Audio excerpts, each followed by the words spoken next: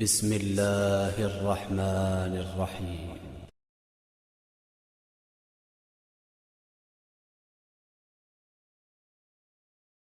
Yang kedua, kiatnya berinfak, bersedekah.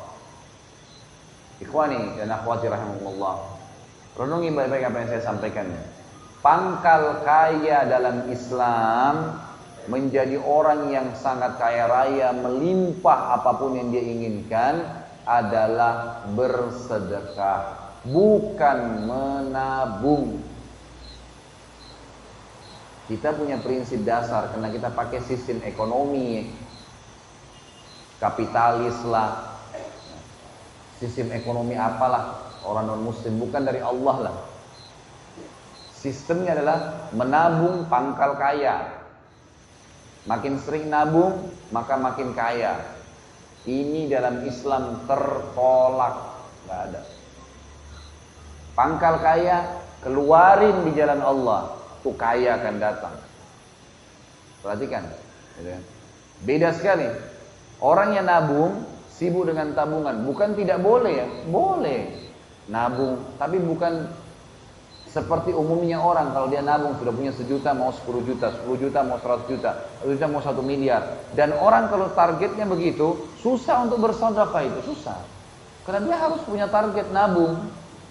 Sementara bukan nabung yang mendatangkan kekayaan, bukan, tetapi sedekahnya.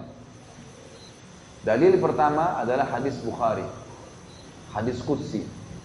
Kata Allah Azza wa Jalla, Nabi SAW bersabda, Allah SWT berfirman, ya bna Adam, anfik alaih.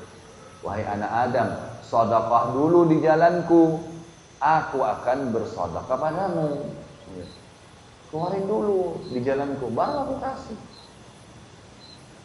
Dan ini fakta lapangan banyak ya. Hadis Bukhari, riwayat yang lain kata Nabi SAW, dulu di kalangan Bani Israel ada 2 orang bersahabat. Waktu itu kebetulan keduanya dan masyarakat sekitar wilayah mereka sedang menunggu turunnya hujan dari langit. Peceklik, panas. Si A, dari 2 orang ini, anggaplah si A dan si B, kita kasih inisial. Karena Nabi SAW mengatakan 2 orang saja, supaya mudah difahamin, si A dan si B. Si A ini melihat ada awan, gumpalan awan hitam lewat di atas kebunnya. Lalu dia mendengar suara dari situ, kata Nabi SAW yang mengatakan, turunkanlah hujan di kebunnya fulan. Namanya temannya dia itu di sebelah, si B. Maka dia pun mengikuti awan tersebut, ternyata betul melewatin kebun dia di atas kepalanya, kemudian berhenti di kebun temannya dan turun lebat. Kebun-kebun lain gak ada yang kena air. Cuma dia saja temannya. Penasaran, dia tanya, apa yang kamu lakukan dengan kebunmu? Sampai Allah Azza wa Jalla memberikan kamu air hujan, kami gak dikasih. Apa kata dia? Rahasianya ikhwan, saya mengeluarkan dari keuntungan kebun ini, langsung begitu untung, sepertiganya saya keluarkan di jalan Allah. Sepertiganya saya kembalikan ke modal usaha. Sepertiganya lagi saya pakai untuk kebutuhan keluarga saya. Allah turunkan hujan di saat lagi tidak ada air. Ada ipar saya di Ternate, kakak saya kebetulan perempuan yang nomor 2, semoga Allah menjaga mereka semua, menikah dengan satu dokter THT dari Ternate di kota Makassar. Kakaknya beliau, ini di kota Ternate, saya pernah ceramah sampai ke sana, alhamdulillah. Kemudian ngobrol-ngobrol, pulang ceramah sekitar jam 11, jam 12 malam. Saya ngobrol-ngobrol sama kakak ipar saya ini. Sementara kami asyik ngobrol, dia lagi tanya beberapa hukum. Tiba-tiba kebetulan rumah mereka masih menggunakan seng, gitu kan. Ada suara ribut, pang gitu. Saya kaget, karena memang suaranya kayak batu yang besar dilempar gitu. Saya nggak tahu. Kemudian dia tertawa, dia senyum gitu. Dia bilang itu suara mangga yang jatuh. Oh iya, di belakang rumahnya ada pohon mangga beneran jatuh. Memang suaranya besar sekali, kayak suara batu yang besar gitu. Dia bilang ini mangga. Orang sana bilang mangga madu. Kalau saya tidak tahu di sini, kalau di Jakarta bilang mangga mana lagi. Biasanya kalau dipotong itu ada percik-percik madunya gitu kan, kayak madu manis. Ini mangga madu nih, orang Ternate bilang. Mau coba? Ini masak di pohon. Oh, boleh. Diambillah sama dia, dipotong. Saya makan berdua gitu, sambil ngobrol-ngobrol. Terus ada satu kalimat yang diucapkan sama dia, saya jadikan sebagai bahan ceramah, subhanallah. Dia bilang, ini pohon mangga saya tidak pernah berhenti berbuah sepanjang tahun. Setahu saya, gitu kan, setahu sebatas ilmu saya, nggak ada mangga berbuah sepanjang tahun itu. Pasti ada musimnya, gitu kan. Bisa 6 bulan sekali, bisa setahun sekali. Gitu kan. Maka dia bilang ini sepanjang tahun. Saya bilang sama dia, kenapa kok bisa? Dikasih bibit tertentu, kan? Atau mungkin di sini lembab, hujan terus. Dia bilang enggak. Pohon mangga saya ini enggak pernah saya larang orang ambil. Pohon mangganya enggak pernah dia larang. Kemudian ikhwani, saya sudahlah selesai pembicaraan dengan dia, istirahat. Besok pagi habis sholat subuh, kemudian sudah mulai agak terbit matahari, saya ke belakang rumahnya pamit. Saya mau lihat pohon mangganya. Pohon mangga itu mungkin tingginya cuma 3 meter. Saya lihat dengan mata kepala sendiri. Dan rumahnya tidak besar, kecil. Subhanallah, pohon mangga itu saya belum pernah lihat sehidup saya, semua hidup saya pohon mangga seperti itu. Pohon yang cuma 3 meter, daunnya lebat, buahnya itu saking banyaknya, dan beratnya itu sampai tergantung mau kena ke lantai, paving bloknya dia. Dan pohon ini ternyata setengahnya pohon itu di dalam rumahnya dia, setengah lagi di luar pagarnya. Gitu. Dia pas keluar, dia bilang sama saya, ini yang di dalam rumah, ini yang saya pakai dengan keluarga saya. Yang di luar tuh tepat seperti setengah, kayak terbagi 2 pohon itu. Setengahnya lagi siapapun lewat mau ambil silahkan. Sampai kadang-kadang pedagang lewat ngambil, dijualin sama dia, dibiarin. Terus saya bilang, oh ini rahasianya. Di Jakarta saya bilang, dan di sini juga saya bilang sama antum sekalian, bedakan dengan kondisi kita coba. Pohon mangga kita kalau ada buahnya, diapain buahnya? Dibungkus, diikat, kalau perlu tulis, jangan dicabut. Gimana nggak cuma 2-3 buah yang keluar gitu? Susah, pelitnya luar biasa gitu.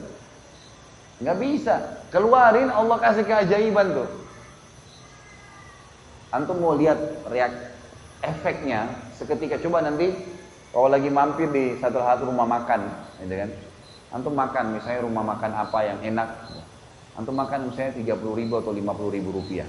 Selesai makan, antum merasa nikmat, alhamdulillah, syukuri Allah. Kemudian coba beli makanan yang seperti antum makan, persis sama. Lauknya sama, nasinya sama-sama, persebungkus, satu lengkap, keluar cari siapapun kasih. Niat sedekahin sebagai tanda syukur karena Allah sudah kasih saya ini, saya balas dengan itu. Lihat bagaimana responnya Allah nanti datang rezekinya. Dan ini melebar ya, ini bukan kemana-mana.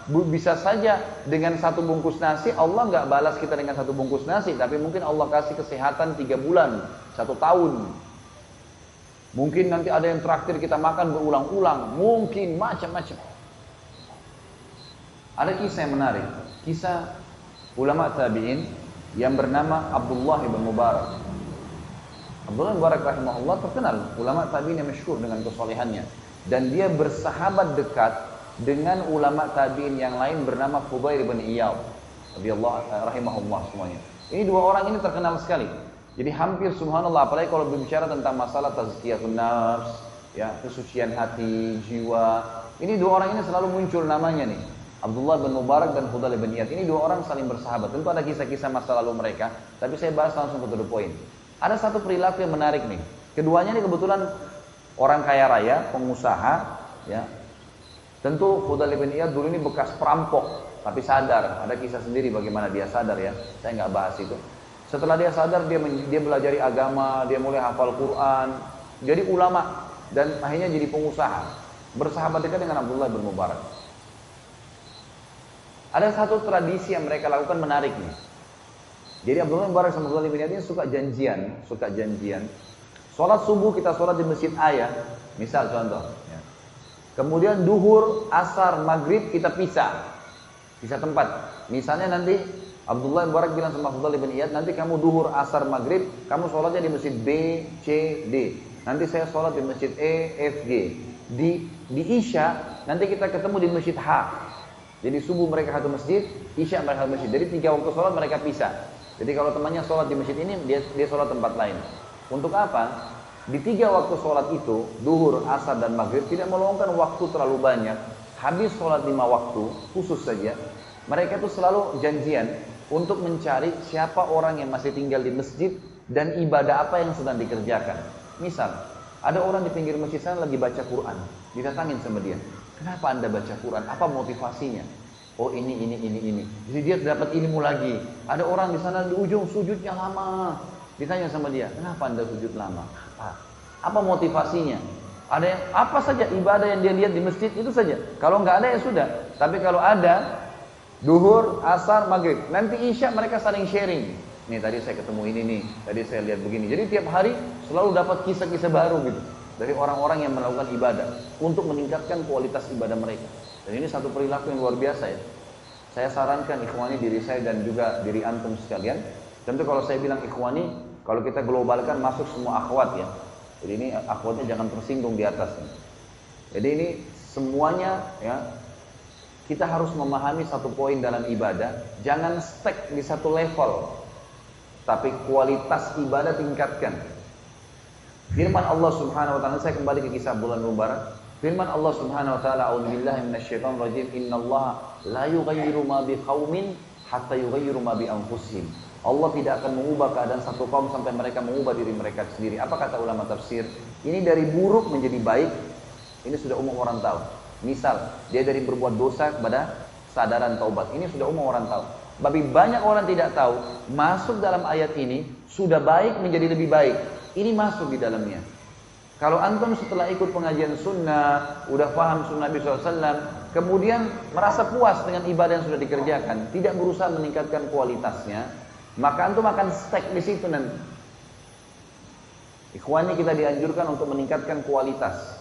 Selalu berusaha, jangan pernah berhenti menuntut ilmu, jangan pernah berhenti untuk minta dinasihatin, jangan pernah berhenti untuk selalu meningkatkan apapun yang kita kerjakan. Kalau kita biasa sedekah Rp1.000, sekarang kita sedekah Rp2.000.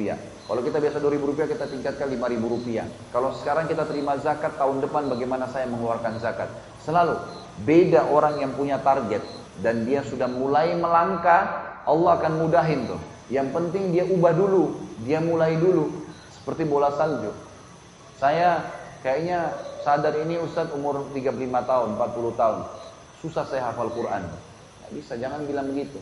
Tidak ada kata terlambat. Mulai dulu, coba dulu. Kita belum coba sudah berhenti, sudah putus asa. Enggak, itu syaitan. Harus begitu. Begini rasionalnya. Kalau ada dua orang pegawai, si A dan si B, dua-duanya diterima kerja di satu perusahaan dengan gaji tertentu, dengan jam kerja yang sama, juga dengan pekerjaan yang sama misalnya.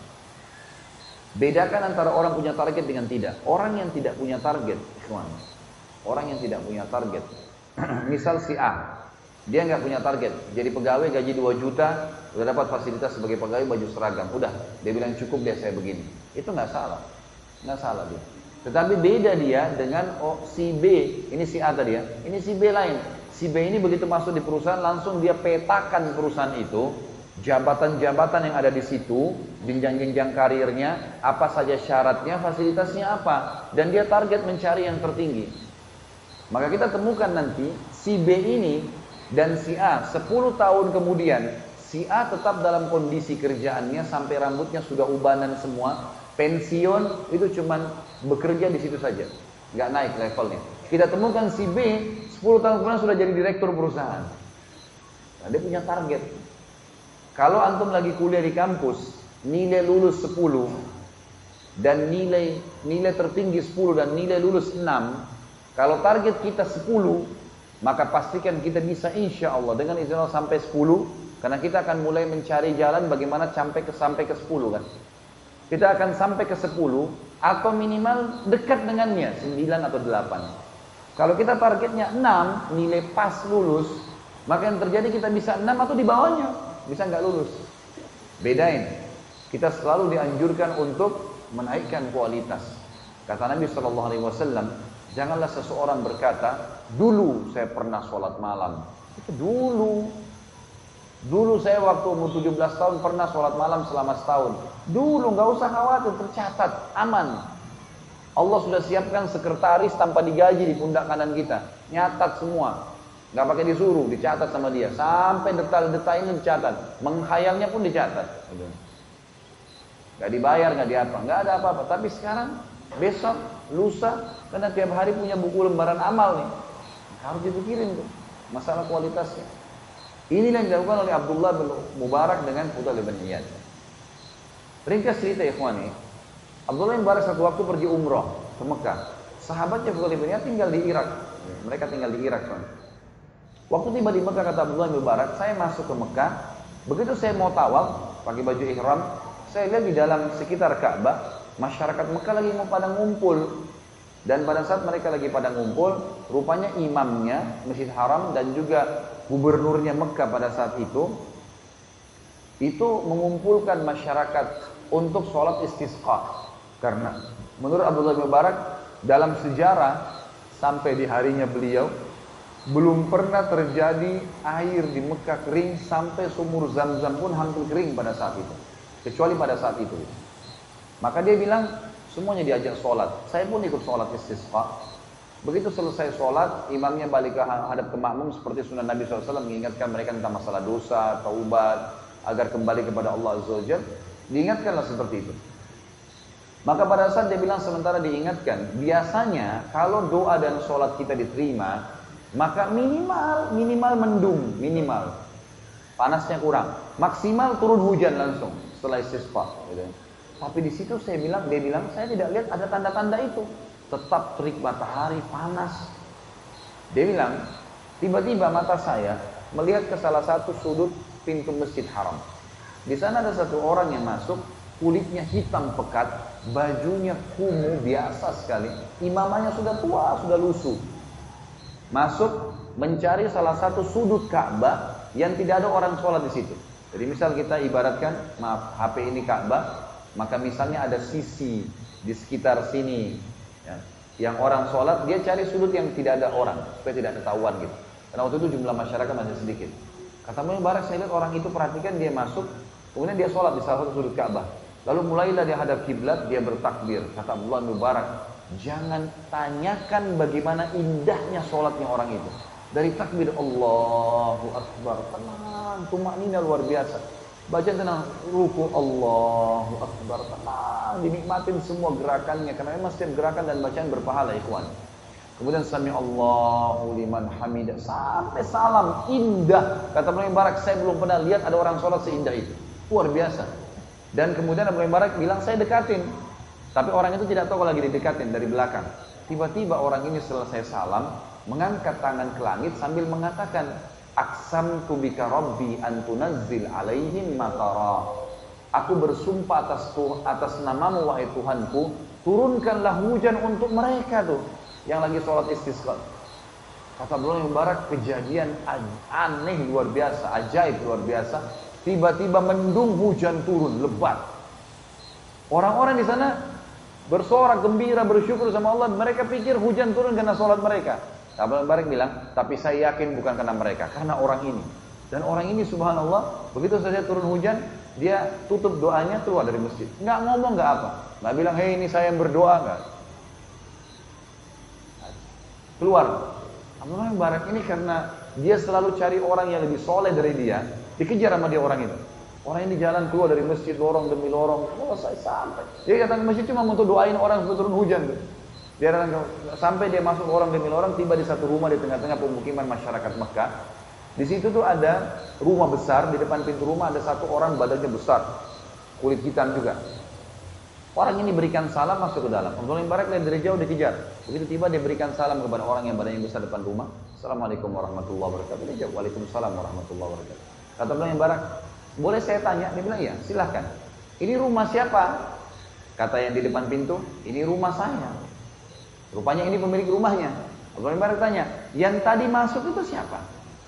Kata yang punya rumah ini, itu salah satu budak saya. Budak bisa diperjualbelikan, ya kawan. Mereka penasaran, budak? Dia bilang iya.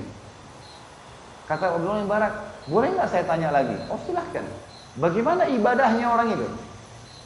Kata tuannya, jangan anda tanyakan ibadahnya orang ini. Luar biasa.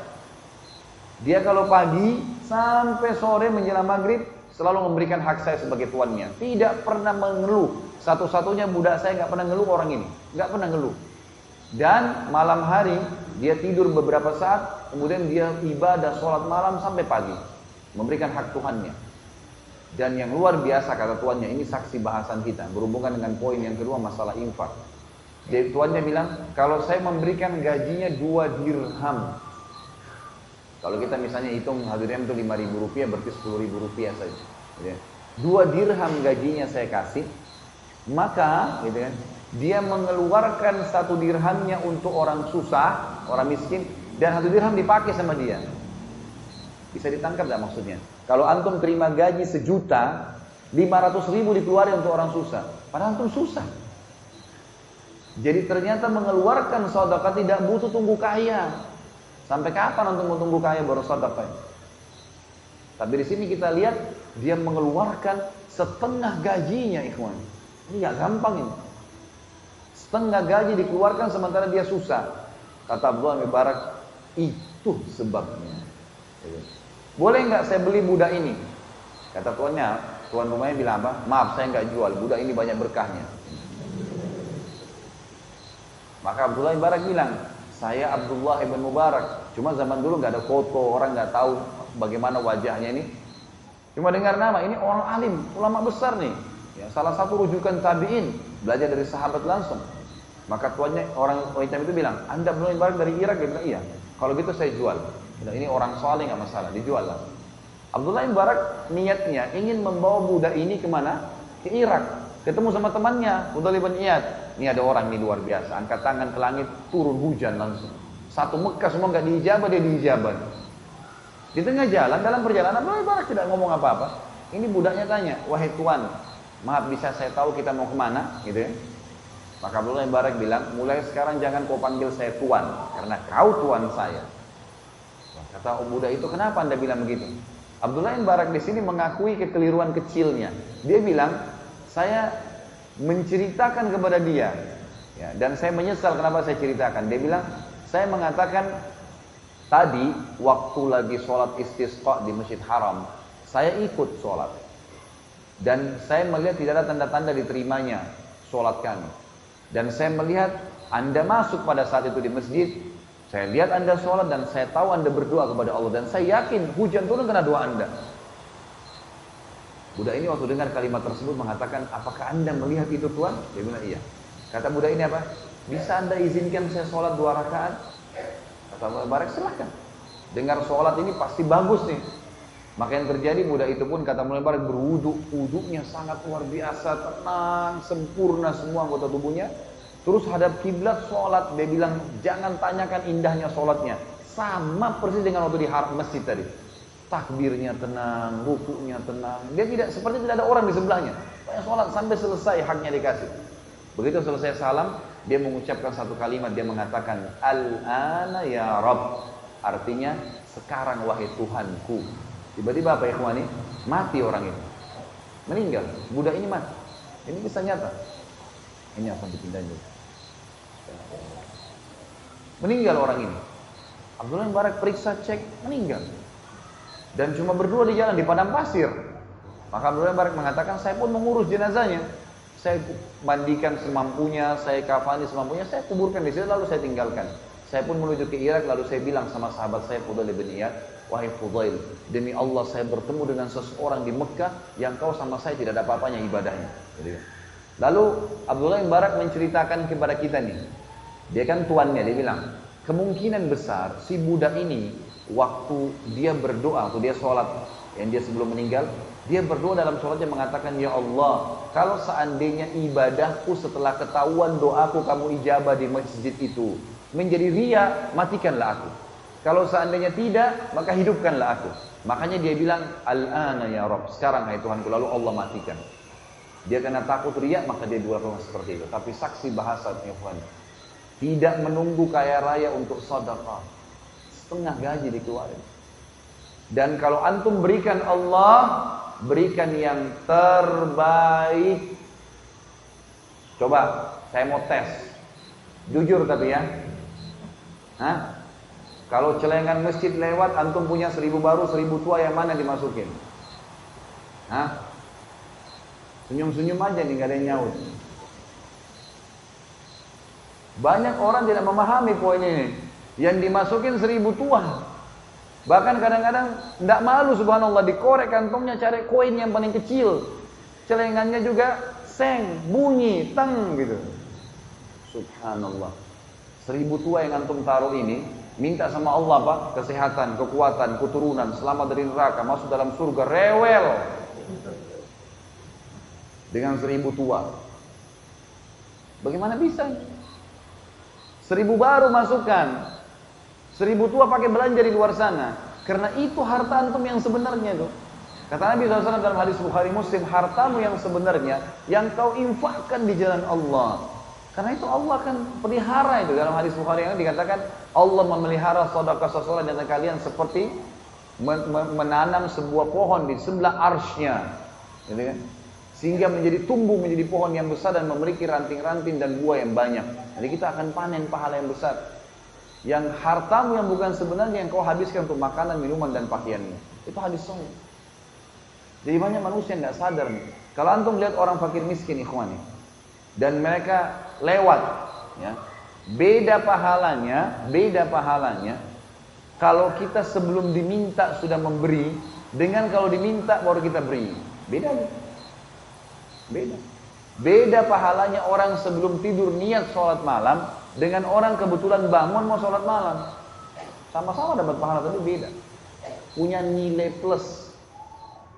Perlu difahamin poin ini. Ini penting sekali ikhwan. Berikan yang terbaik untuk Allah Subhanahu wa taala. Kita lagi buka dompet. Ada orang fakir miskin lewat, ada 5.000, ada 50.000, ada 100.000. Yang mana syaitan bisikin supaya antum kasih? 5.000. Itu pun 5.000 dikatakan masih besar. Coba cari di kantong kamu mungkin ada 1.000 yang kelipat. Ambil 100.000 keluarin, kasih fakir miskin. Itu kata kuncinya. Ikhwani, hadir majlis ilmu seperti ini tujuannya mengubah keadaan. Ini bukan testimoni, tes hadir atau seremoni ngeramaikan, bukan. Antum keluar di sana berubah. Praktikin ilmu. Ini bukan cuma dongeng kita duduk di sini di masjid, cerita-cerita kosong, enggak. Semua kisah nyata yang saya sampaikan ikhwani masukkan dalam hati. Praktikin. Harus begitu. Baru bisa tuh, ilmu itu tidak bisa cuma sekedar dicatat, cuma sekedar oh ya, dengar bagus ya kisahnya, enggak. Antum buat apa dengan ilmu itu? Karena kisah-kisah ini ternukil kepada kita, ikhwani, Allah SWT jaga supaya kita contohi, supaya kita praktekin. Mulai sekarang sedekah yang terbaik, keluarkan. Jangan tunggu kaya raya. Kalau orang kaya cuma keluarin, subhanallah, kadang-kadang saya tegur jemaah saya di Jakarta. Di lampu merah Jakarta biasa ada orang minta tuh. Ada fakir miskin susah, bajunya sudah rusak, kesian kotor, ya Allah, sudah luar biasa. Itu mobilnya mewah. Begitu ketok-ketok kaca, dibuka sedikit kacanya. Dikeluarin jarinya, yang keluar koin 500 rupiah. La ilaha illallah. Mobil mewah, cerminnya lagi ditutup, sudah dibuka, nggak mau lihat orang susah itu. Buka cermin antum tuh, ambil uang 5.000, 10.000, kasih ke tangannya dia. Kalau sesama jenis, salaman sama dia, ikhwan. Jangan sampai masukkan dalam hati. Siapa dalam kesombongan, siapa dalam hatinya ada sifat sombong seperti biji sawi, tidak akan cium bau surga. Kata Nabi SAW dalam hadis Bukhari yang lain, innama turzaquna li fuqaraikum. Kalian dikasih rezeki justru karena orang-orang susah kalian tuh. Mereka itu. Ibnu Abbas kalau nggak mendapatkan ada yang datang minta-minta ke rumahnya, beliau keluar radhiyallahu anhu cari orang lalu dikasih. Gak ada orang yang gemar bersedekah itu kemudian miskin, gak ada.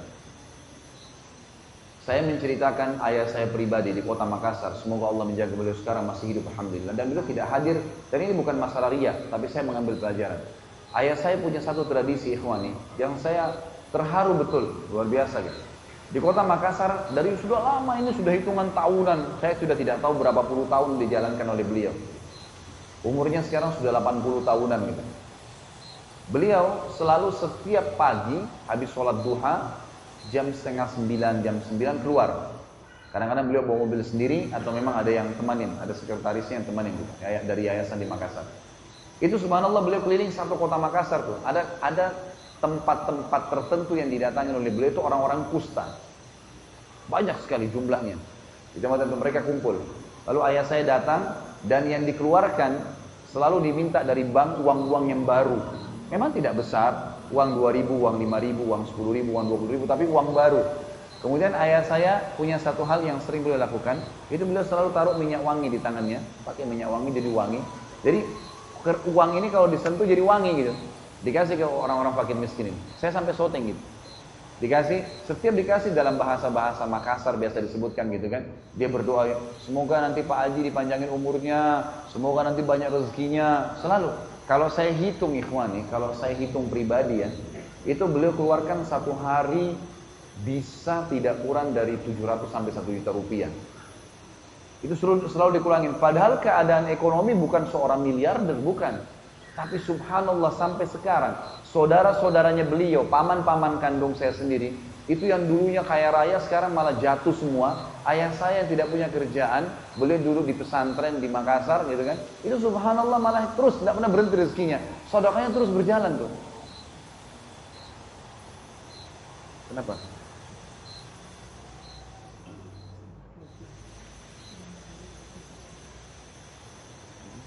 Kenapa? Oh gitu. Okay. Baik, kita ambil pelajaran saya dari itu tadi dan karena melihat waktu, jadi saya insya Allah ringkaskan sampai di situ.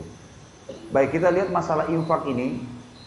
Firman Allah Subhanahu Wa Taala surah Al-Baqarah urutan 2 ayat 254. Ini dalil yang kedua setelah hadis qudsi tadi tentang bersedekah. Allah SWT berfirman, A'udzubillahi minasyaitonir rajim, ya ayyuhalladzina amanu anfiqu mimma razaqnakum min qabli an ya'tiya yawmun la bay'un fihi wa la qullatun wa la syafa'ah wal kafiruna humudz zalimun. Hai orang-orang yang beriman, berinfaklah apa yang kami berikan rezeki kepada kalian sebelum datang hari kiamat nanti. Enggak ada transaksi, enggak ada kasih sayang, enggak ada saling tolong menolong, dan orang-orang kafir mereka lah orang-orang yang zalim. Jadi kalau bahasa saya pribadi, ikhwani, kalau misal kita meninggal dunia dan memiliki rekening yang banyak uangnya, sementara kita masih jarang bersedekah, pastikan antum akan menyesal. Kenapa nggak disodokahkan? Maka sodokahkan, maka akan batang hasil yang luar biasa. Dalam riwayat sahih disebutkan Abdurrahman bin Auf pernah kedatangan satu peti keuntungan dari dagangannya. Kemudian beliau tidak bisa tidur dan beliau berkata, waktu istrinya tanya, kenapa Abdurrahman? Dia bilang, saya nggak bisa tidur, gelisah lihat keuntungan ini. Maka dia pun akhirnya mengatakan, saya akan sodakahkan. Kata istrinya, sodakahkan. Dia sodakahin. Habis semua malam itu. Dikeluarkan jalan Allah. Besok datang 2 peti. Dikeluarin lagi, lusa datang 3 peti. Sampai Abdurrahman bin Auf menjadi miliardernya sahabat. Ini tentu akan ada bahasan sendiri. Tapi itu buktinya. Kemudian surah yang lain, surah Ibrahim urutan 14 ayat 31 sampai 34. A'udzubillahi minasyaitonir rajim. Qul li ibadiyalladzina amanu yuqimus sholata wa yunfiqu mimma razaqnahum sirran wa alaniyatan min qabli an ya'ti yaumun la bay'un fihi wa la khilal. Katakanlah kepada hamba-hambaku yang beriman, mereka dirikan sholat, mereka mengeluarkan apa yang telah kami berikan kepada mereka, rezeki, makanan, pakaian, uang dan seterusnya, baik secara sembunyi-sembunyi atau terang-terangan. Jadi kadang-kadang di depan umum ada orang yang minta, nggak mungkin kita nolak, gitu kan? Sebelum datang hari yang tidak ada transaksi dan tidak ada lagi kasih sayang, maksudnya hari kiamat di mahsyar. Kita tahu firman Allah SWT, A'udzubillahi minasyaitonir rajim, yauma yafiru mar'u min akhi wa ummihi wa abi wa sahibatihi wa bani. Pada hari kiamat orang lari dari saudara kandungnya, dari ibu dan ayahnya, dari pasangan hidupnya dan juga dari anak-anaknya, karena susah pada saat itu. Maka tidak lagi transaksi. Kata Allah, yang menyuruh kalian sholat dan menginfakkan apa yang kalian inginkan, apa yang kalian dapatkan rezeki supaya bertambah rezeki kalian, Allah bilang, Allahul ladzi khalaqas samawati wal arda wa anzala minas samai ma'an fa akhraja bihi minas thamarati rizqan lakum. Allah lah yang telah menciptakan langit dan bumi dan juga menurunkan dari langit air, kemudian mengeluarkan dengan air itu buah-buahan sebagai rezeki buat kalian. Itu yang menyuruh kalian dirikan sholat dan mengeluarkan infak di jalannya. Wa sakhkhara lakumul fulka litajriya fil bahri bi amri wa sakhkhara lakumul anhar, dan dia juga yang telah menundukkan lautan sehingga bahtera-bahtera kalian bisa mengaung di atasnya, bisa jalan di atas air itu, sehingga kapal-kapal ini bisa memuat kebutuhan manusia, bisa mengambil kekayaan-kekayaan laut dari hewan-hewannya, ikan dan seterusnya. Dan juga Allah tundukkan buat kalian sungai-sungai. Wa sakhkhara lakumus syamsa wal qamara da'ibain. Dan juga dia menundukkan buat kalian matahari dan bulan yang da'ibain, rutin. Setiap pagi begini, terbit sampai terbenam malam, kemudian malam ada bulan. Terus begitu, memenuhi kebutuhan manusia. Wa sakhkhara lakumul laila wan nahar. Dan dia juga telah menundukkan buat kalian malam dan siang.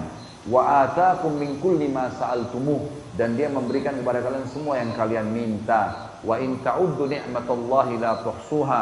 Kalau kalian ingin menghitung nikmat Allah, maka kalian tidak akan mampu.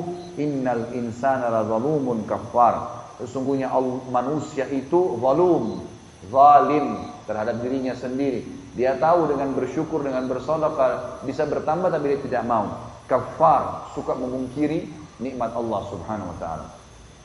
Yang ketiga adalah halalan thayyibah.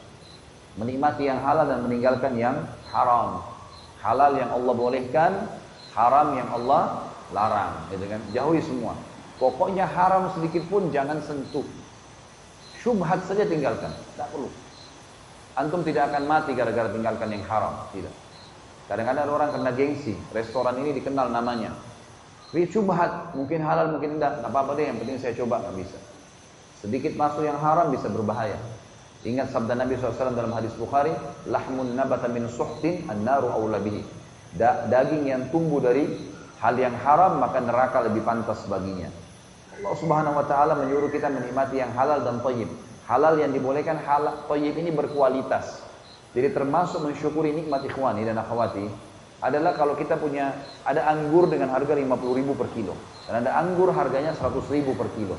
Antum mampu beli yang 100.000, beli yang 100.000, itu bukan mubazir. Tapi itu termasuk bagian dari syukur nikmat. Termasuk bagian dari syukur nikmat. Kita pengen baju, ada baju harga 50.000, ada baju 100.000. Dan kita mampu beli yang 100.000, beli yang 100.000, nggak apa-apa. Yang penting dalam kaidahnya ulama bilang la ifrat wala tafrit. Ifrat itu terlalu berlebihan dan tafrit terlalu pelit. Berada di tengah-tengahnya. Tidak perlu juga kita punya 100 lembar baju. Tidak perlu juga kita punya 10 mobil, tapi boleh dalam Islam menggunakan kendaraan yang mewah, rumah yang bagus, memakan makanan yang berkualitas, itu semua diperintahkan dalam agama. Pernah Abu Hanifah kedatangan seseorang muridnya yang berantakan bajunya, rambutnya juga berantakan, hadir di majelisnya. Abu Hanifah rahimahullah seorang ulama mazhab 4, salah satunya dan terkenal dengan kekayaannya. Beliau pedagang, pemasok terbesar di Irak waktu itu, sutra, kain sutra. Imam Abu Hanifah selesai bubar pengajian, melihat orang itu masih ada, lalu dipanggil. Kata Imam Abu Hanifah rahimahullah, coba kamu ke mihrab, angkat sejadah saya, ambil apa yang di bawah sejadah. Maka orang ini pun datang, mengangkat, ternyata di bawah ada sekitar 500 dirham uang. Lalu kata orangnya di bawah, ini imam. Imam ini kayak kita sekarang kiai atau guru gitu. Ini, kata Abu Hanifah, ambillah, perbaiki keadaanmu. Ambil. Imam Abu Hanifah mau sedekahkan gitu. Orang itu tiba-tiba mengatakan kalimat yang aneh gitu. Dia bilang, tapi saya orang kaya imam, saya nggak butuh. Kata Abu Hanifah, kalau begitu, melihat keadaannya dia berantakan, bajunya kotor, rambutnya berantakan. Maka Imam Hanifah mengatakan, mana kau dari sabda Nabi SAW? Inna Allah yuhibbu an yara athara ni'amihi ala abdi. Allah suka melihat bekas nikmatnya pada hambanya. Jadi di sini kita dibolehkan. Jangan pernah antum mengatakan dengan pakai baju kumuh, baju kotor, makan roti kering bagian dari Islam. Sama sekali tidak. Nabi SAW menggunakan baju dari kain kutun Yaman. Nabi SAW memiliki kuda yang terbaik. Nabi SAW suka menjaga kebersihan dan wangi badannya, pakaiannya dan seterusnya. Gitu kan? Tapi Nabi SAW tidak berlebih-lebihan. Tidak berlebih-lebihan. Allah SWT mengatakan tentang masalah ini dalam surah Al-Ma'idah urutan 5 ayat 87 sampai 88. A'udzu billahi minasyaitonir rajim. Ya ayyuhalladzina amanu la tuharrimu thayyibati ma ahallallahu lakum wa la ta'tadu. Hai orang-orang yang beriman, jangan kalian haramkan kebaikan-kebaikan. Maksudnya gara-gara mau perhitungan akhirnya tidak mau beli makanan yang lebih enak. Enggak boleh, asal jangan beli berlebihan, jangan mubazir, gitu kan? Jangan kalian haramkan kebaikan-kebaikan yang telah Allah halalkan buat kalian, dan jangan ta'tadu, jangan beli berlebihan. Innallaha la yuhibbul mu'tadin. Allah tidak suka dengan yang berlebihan. Wa kulu mimma razaqakumullahu halalan thayyiba. Makan, minum, nikmatin apa yang telah Allah siapkan sebagai rezeki yang halal, yang boleh dan thayyiba, yang berkualitas. Wattaqullaha alladzi antum bihi mu'minun. Bertakwalah kepada Allah yang kalian kepadanya beriman. Dalam surah An-Nahl urutan 16 ayat 114, Allah SWT juga berfirman, A'udzubillahi minasyaitonir rajim. Faqulu mimma razaqakumullahu halalan thayyiban washkuru ni'matallahi in kuntum iyyahu ta'budun. Makanlah dan minumlah apa yang telah Allah jadikan sebagai rezeki kalian yang halal, yang dibolehkan saja, dan thayyibah, serta yang berkualitas. Dan bersyukurlah, syukuri nikmat-nikmat Allah itu kalau kalian kepadanya menyembah. Yang keempat adalah memperbanyak istighfar. Memperbanyak istighfar. Jadi 4 sampai 10 ini saya ringkaskan. Memperbanyak istighfar, istighfar kepada Allah SWT. Jadi selalu memperbanyak astagfirullah, astagfirullah, astagfirullah. Dalam riwayat sahih dikatakan Nabi SAW sehari beristighfar 70 sampai 100 kali. Gitu kan? Ada sebagian ulama mengatakan bahwasanya orang cukupkan dengan 70 sampai 100 kali membaca dalam sehari. Ada juga sebagian ulama hadis mengatakan Nabi SAW bukan 70 sampai 100 kali per hari, tapi 70 sampai 100 kali setiap kali beristighfar. Jadi ini pemahaman yang lebih luas. Artinya setiap kali Nabi SAW punya kesempatan istighfar, beliau tidak berhenti sampai 70 atau 100 kali. Nanti kalau sebentar lagi kesempatan istighfar 70 sampai 100 kali. Jadi satu hari bisa berapa kali? Dan Allahu alam saya melihat makna yang kedua lebih tepat. Karena ada kisah Imam Ahmad rahimahullah. Yang ini yang Imam Ahmad rahimahullah terkenal di akhir hidupnya. Salah dari 4 madhab, Imam 4 madhab ini pernah tidak tahu kenapa di akhir hidup beliau terpikir untuk mendatangi salah satu kota di Irak. Lalu beliau pun pergi ke sana dan tidak dikenal, tidak ada yang kenal beliau. Karena beliau sudah tua dan juga zaman dulu seperti saya bilang tadi nggak ada foto. Maka dia pun datang ke sebuah masjid di kota itu, kemudian beliau dapati sholat maghrib, masuk waktu maghrib atau isya gitu. Lalu kemudian beliau sholat. Setelah selesai sholat isya, beliau kena musafir, tidak ada orang dikenal di kampung itu, dia juga tidak tahu kenapa dia ke sana. Dia bilang hatinya tergerak sekali untuk datang. Dia bilang saya pun ambil menuju ke sudut masjid lalu saya tidur, baring. Marbot masjidnya datang tanya, wahai syekh, syekh ini dalam bahasa Arab bisa berarti orang pintar, atau orang kaya, atau orang tua. Jadi tidak selamanya itu seorang alim, ulama. Bisa orang kaya, bisa juga orang tua. Ini karena orang tua tidak tahu kalau ini Imam Ahmad rahimahullah. Maka berkatalah marbot masjid, wahai syekh, orang tua, ngapain anda di sini? Kata Imam Ahmad, saya musafir, mau istirahat, nggak ada keluarga, nggak ada kenalan. Orang ini nggak kenal nih. Dia bilang nggak bisa, peraturan masjid nggak boleh, harus keluar. Kata Imam Ahmad, saya didorong-dorong keluar dari masjid. Dan ditutup pintu masjid, lalu kemudian marbot itu pun jalan, mau pulang. Imam Ahmad bilang, saya lihat ada teras masjid. Saya pun baring di teras masjid. Ternyata marbotnya balik lagi. Syekh, ngapain kamu di sini? Saya mau tidur, musafir. Dia bilang, nggak bisa. Teras masjid pun nggak boleh, didorong. Ini Masya Allah, marbotnya istiqamah nih. Didorong-dorong kata Imam Ahmad, saya didorong sampai keluar di jalanan. Begitu saya didorong keluar dari jalanan, saya belum tahu mau kemana. Di sebelah masjid rupanya ada satu rumah. Rumah orang ini pembuat roti. Lagi buat adonan roti, dia lihat Imam Ahmad, dia teriak, Syekh, di sini aja, ke rumah saya. Dia dengar rupanya tadi pembicaraan antara Imam Ahmad sama marbot masjid ini. Datanglah dia ke tempat roti tersebut, ada sebuah ruangan. Ini tempat bisnisnya dia saja gitu. Rumahnya ada. Dia buat-buat roti sambil jual gitu. Dia bilang, ada ruangan di sini, kosong, Anda silakan tidur. Kata Imam Ahmad, saya lalu memperhatikan perilakunya pembuat roti ini. Kalau saya tidak nanya, dia nggak bicara. Kalau saya nanya baru dia nyaut. Sementara saya tidak bicara dengan dia pecahin telur, ngambil tepung, ngambil garam, dicampur sama air sambil astagfirullah, astagfirullah, astagfirullah, terus non-stop, nggak pernah berhenti. Dia berhenti kalau cuma ditanya oleh Imam Ahmad atau dia bertanya sesuatu gitu. Imam Ahmad bilang, sudah berapa lama kamu amalkan istighfar begini? Kata orang itu, sudah lama dari dulu. Kata Imam Ahmad, apa hasilnya? Apa hasil kamu istighfar seperti ini? Dia bilang, semua apa yang saya minta oleh Allah dikasih. Semuanya, tidak pernah Allah tidak kabulkan. Kecuali satu, tinggal satu yang belum Allah kasih. Kata Imam Ahmad, apa itu? Dia bilang, saya minta kepada Allah agar dipertemukan dengan Imam Ahmad. Sementara ini Imam Ahmad di depannya, gitu kan? Kata Imam Ahmad, Allahu Akbar, istighfarmu mendorong saya datang dari kampung saya ke sini. Dan istighfarmu yang membuat marbot masjid mendorong-dorong saya. Dan sampai Allah membawa saya ke rumahmu karena istighfarmu. Istighfar kekuatannya luar biasa. Jangan dianggap remeh. Berbanyak istighfar sambil melangkah. Daripada antum naik motor di lampu merah bingung lihat helmnya orang, merek mobilnya orang lain. Istighfar. Yani, lagi belanja sesuatu di minimarket sambil istighfar, sambil ambil minuman, sambil ambil ini. Manfaatnya besar. Berbanyak istighfar. Jangan pernah lisan kita diam. Maka ini manfaatnya besar. Pernah datang kepada Hasan Basri 3 orang. Hasan Basri seorang ulama tabi'in Yang satu mengatakan kebetulan antri dalam rumah beliau untuk bertanya. Hasan Basri yang terkenal ikhwani adalah orang yang sangat luar biasa mengingat akhirat. Pembicaranya kalau ketemu tentang surga, neraka, kematian, mengingatkan orang nasihat. Maka orang sering antri tiap hari di rumahnya untuk minta nasihat. Satu orang datang mengatakan, wahai imam, imam itu kiai, wahai imam, saya sudah lama menikah dengan istri saya ini, tapi saya tidak pernah punya anak. Dan hasil ya tabib-tabib yang memeriksa istri saya ini mandul. Sudah ikhtiar minum obat sana sini tidak bisa hamil. Apa saran anda? Kata Hasan Basri, perbanyak istighfar, pulanglah. Maka orang itu pulang amalin. Perbanyak ya, bukan kerjakan. Perbanyak, non-stop. Astagfirullah, astagfirullah, terus. Dan ringkasnya astagfirullah wa atubu ilaih, astagfirullah wa atubu ilaih itu. Kalau ringkas lebihnya astagfirullah, astagfirullah, astagfirullah. Memperbanyak seperti habis sholat kan membaca astagfirullah, astagfirullah, astagfirullah. Tentu yang paling lengkap astagfirullahal azim alladzi la ilaha illa huwal hayyul qayyum wa atubu ilaih. Ini yang paling lengkap kata Nabi SAW. Siapa yang baca ini dengan sifat Allah Hayyul Qayyum akan diampuni dosanya walaupun sebanyak buih di lautan. Ringkas cerita adalah, ini apa tadi saya ambil lupa. Apa tadi yang saya ceritakan? Hasan Basri, baik. Hasan Basri rahimahullah mengatakan perbanyak istighfar. Datang orang kedua masuk yang antri, mengatakan, wahai imam, saya kena penyakit di perut saya. Sudah 10 tahun saya sakit, berobat sana sini nggak pernah sembuh. Apa saran anda? Kata Hasan Basri, perbanyak istighfar. Perbanyak, kerjakan. Lalu datang orang ketiga mengatakan, wahai imam, saya sudah lama bekerja, banting tulang, kerja keras, nggak pernah kaya seperti si fulan. Disebut satu orang yang kaya raya di kota itu.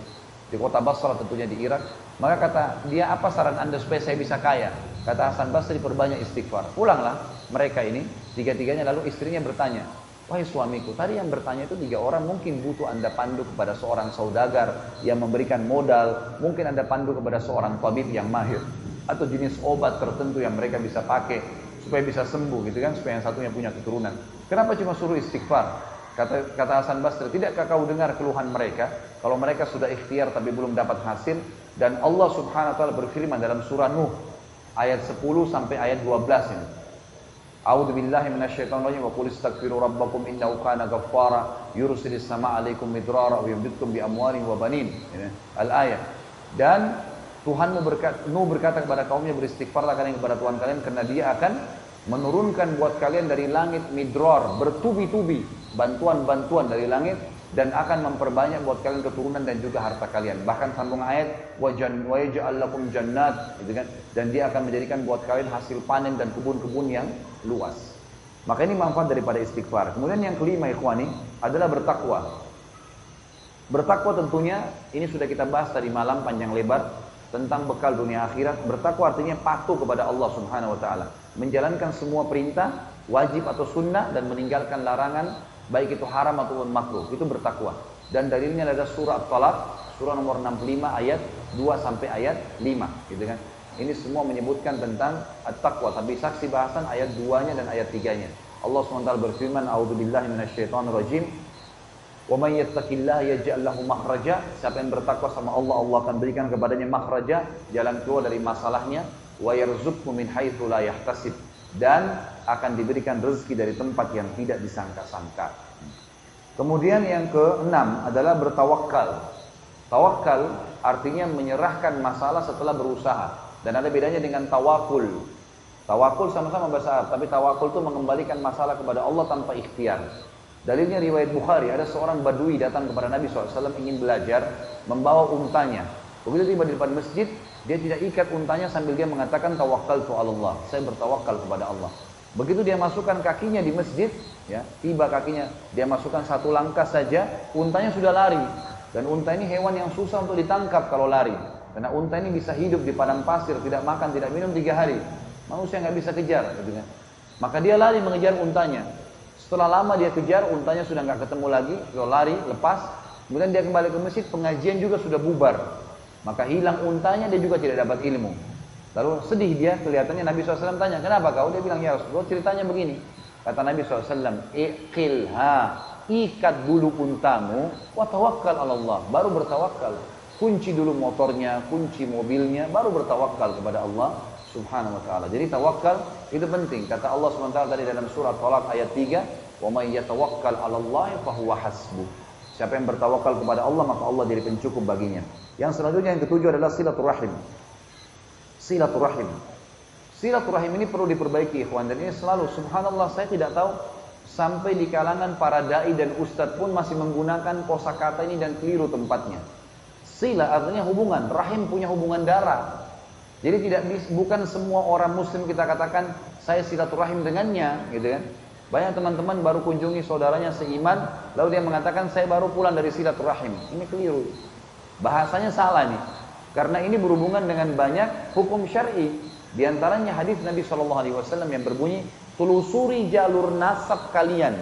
Siapa ayah kita, siapa kakek kita, nenek kita siapa, berapa orang bersaudara, nikah dengan siapa, keturunannya siapa saja. Bisa saja kita ketemu dengan sepupu kita, tapi kita nggak kenal di jalanan. Itu rahim.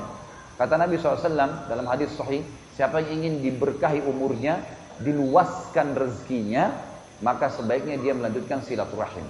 Kata Nabi SAW dalam hadis yang sebelumnya tadi, telusuri jalur nasab kalian, karena itu memudahkan kalian untuk bersilaturahim. Jadi memang ini jalur nasab nih, lain. Memang kita semua kembali kepada Adam alaihissalam, tapi ada sedikit di sini yang Allah SWT tentukan yang punya hubungan darah secara langsung, maka namanya rahim.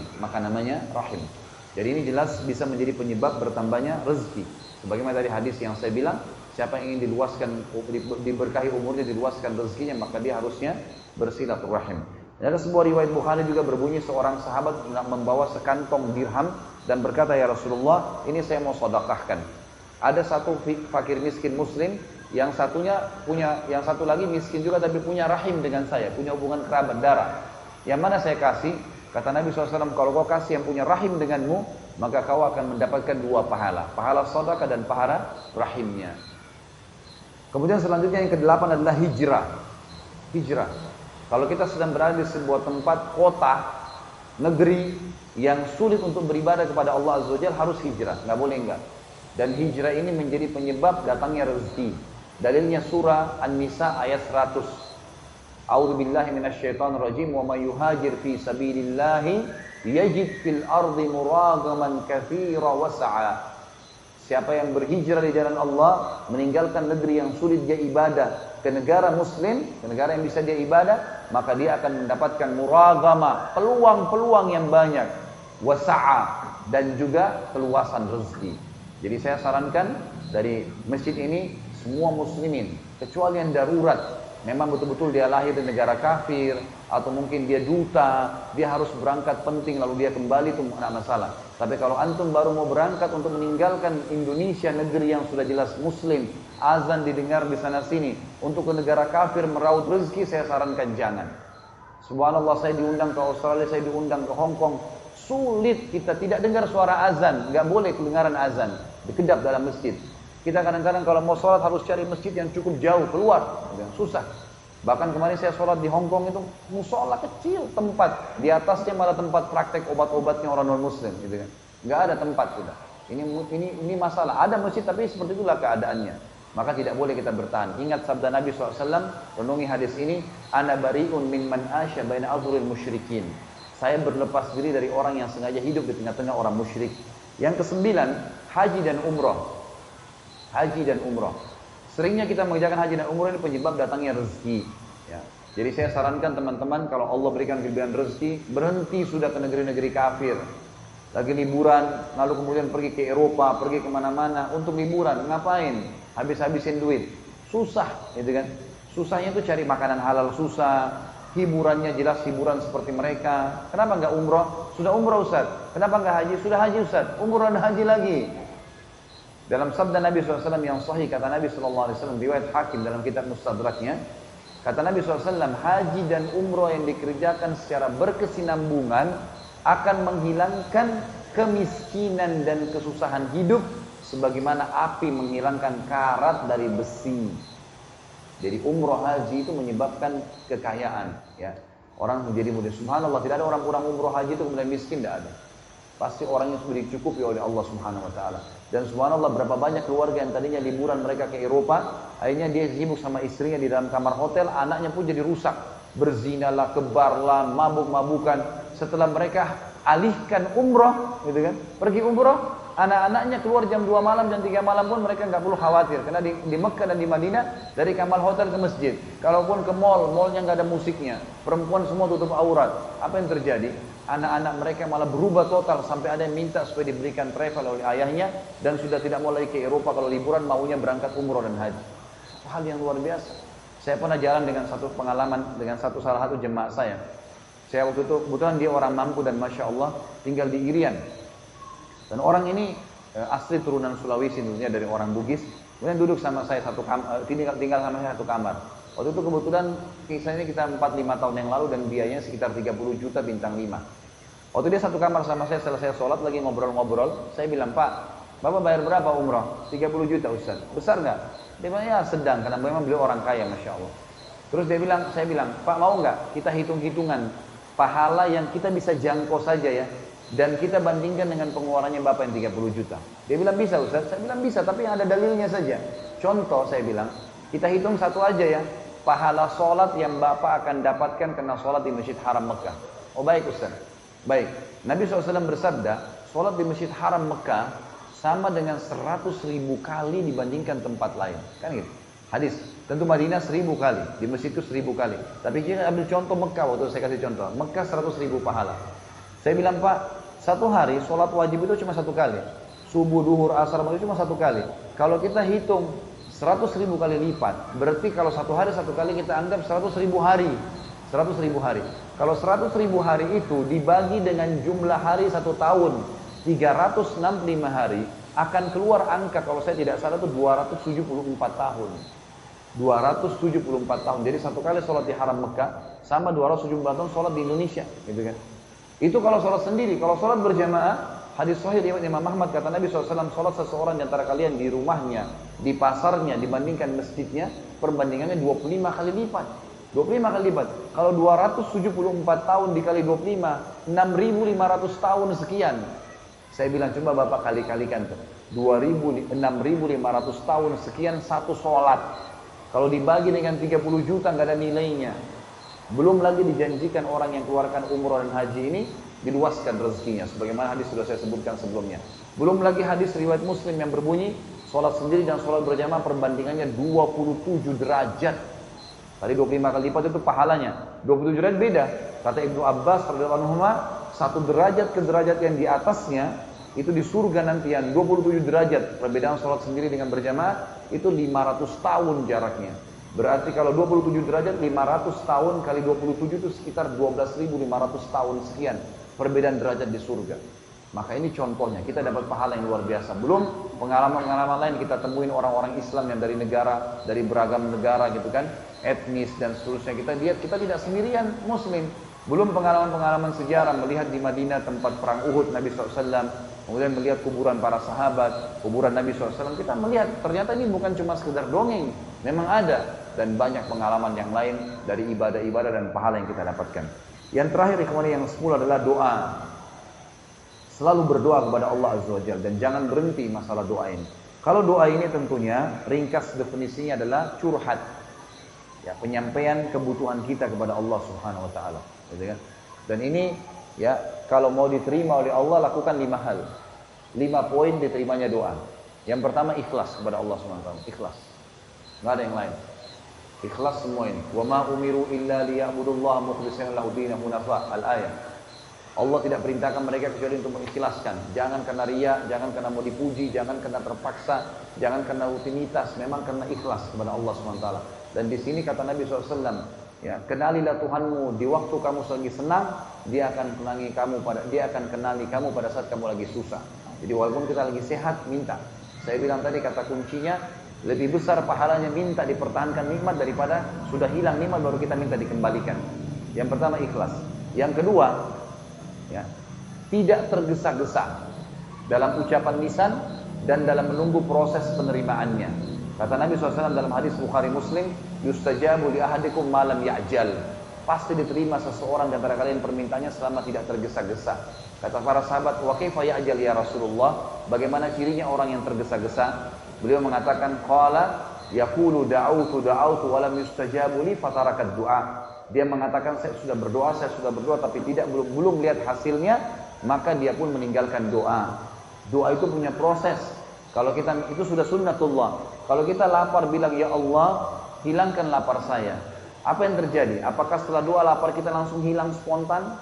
Tidak. Tapi kita akan dapat makanan, kemudian kita mengunyahnya, kemudian diproses oleh usus, baru laparnya hilang. Kalau kita capek, ya Allah hilangkan capek saya. Allah buat kita ngantuk, tidur berapa jam baru capeknya hilang. Kalau kita sakit, dokter dimudahkan oleh Allah memberikan obat dan ada dosis 3 hari, 1 minggu. Kita minum, ikuti dosisnya maka kita akan sembuh. Ada prosesnya, nikmatin proses itu. Yang ketiga adalah menjauhi makanan, minuman, pakaian haram. Kata Nabi SAW dalam hadis Bukhari, seseorang yang rambutnya berantakan, bajunya kotor, tidak pakai alas kaki, mengatakan, ya Allah berikan, ya Allah kasih, tapi Allah tidak berikan. Bagaimana Allah bisa kasih sementara makanan, pakaian, minumannya haram? Nggak boleh. Yang keempat, tidak meminta yang haram. Dia sendiri tidak minta yang haram. Ya, dan tidak berdoa di tempat yang haram. Ini yang keempat. Jadi misal, tidak bisa orang bilang, ya Allah berikan saya rezeki karena saya mau berzina. Misal. Atau dia ya meminta di tempat-tempat yang haram, syirik, meminta-minta kepada jenazah yang sudah mati, di pohon yang dianggap keramat, ini semua tidak diterima oleh Allah Subhanahu wa taala. Kalaupun ada yang datang kepada dia itu bukan hasil doanya, tapi rezeki yang sudah tercatat untuknya tadi. Jadi tidak ada hubungannya sama perbuatan syiriknya. Dan yang terakhir, yang kelima, maksimalkan waktu diijabahnya doa. Ada antara azan dan iqamah, sepertiga malam, pada saat hujan turun, musafir, ya. Kemudian orang yang terzalimi pada saat perang sedang berkecamuk. Ini semua waktu-waktu mustajab doa. Orang-orang yang sedang haji di Masy'aril Haram, di Arafah. Nabi SAW berdoa dari habis asar sampai terbenam matahari. Ini semua waktu-waktu yang memang digunakan untuk berdoa kepada Allah Subhanahu wa taala. Tentu saja ya, dengan keikhlasan tadi dan poin-poin yang lainnya. Ini kurang lebih ikhwani 10 poin kiat untuk menambah rezeki kita, dan mari kita amalkan bersama-sama.